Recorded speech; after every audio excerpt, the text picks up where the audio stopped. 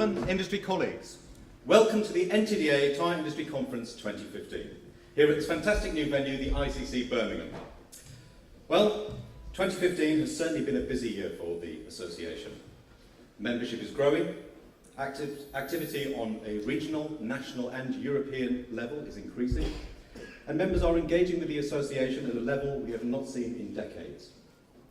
We've listened to the membership and now have a list of projects it wants us to take forward, so we are only going to get busier.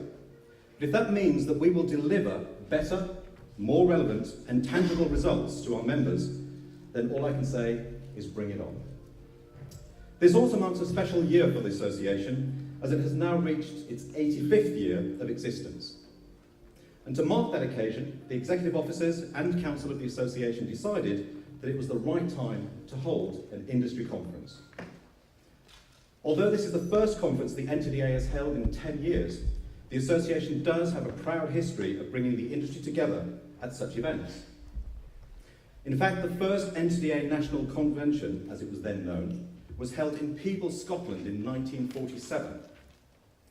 Now apparently, and according to the NTDA news bulletins of the time, it took some of the NTDA members from the south coast of England 3 days of solid driving to get to Peebles.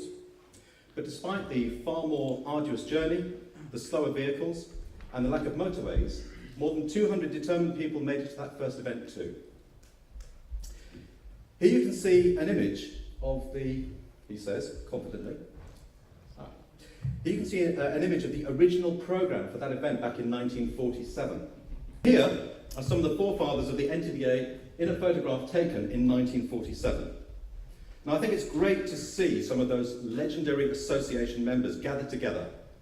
In the front row, for example, we've got people like George Stebbings, Charles Warren, Bill Godsell, who was the founding president of the NTDA, Stanley Gorrell, John Green and Harold Fulwood, who actually took the association through the whole of the Second World War as its president. At the back, we've got other more familiar famous faces, such as a young Roger Griggs, Stephen Callow and Donald Carmichael. I'm only joking, chaps, of course, but I'm sure that sometimes you feel like you've been on the Executive Council since 1947, especially Donald as Treasurer. From a business point of view, it was reported that the value of the first conference could not be overestimated, and it is my hope that we not only repeat the success of 1947, but build the conference into an annual networking event that other industry tyre leaders will be embarrassed to miss in the future. Colleagues, we need to gather like this and confer, because our industry is facing a lot of challenges. We never know what the government may impose next. By means of an example, the Chancellor's announcement regarding the proposed consultation with a view to moving the MOT for new vehicles from year 3 to year 4. This came as a total surprise. But we soon rallied, and the NTDA, both in its own right and as a member of the AALG, is opposing the move. In fact, the NTDA was the first association to respond and oppose the change. Ladies and gentlemen, that first conference in 1947 was considered a milestone in the progress and development of the NTDA. And I would like to think that this event will become a milestone in the progress and development of the entire tyre industry.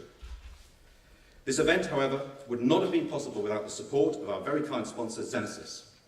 So to add his words of welcome, I would now like to invite its Chief Executive Officer, Mr. Hajif Kandari, to the stage. Hajif.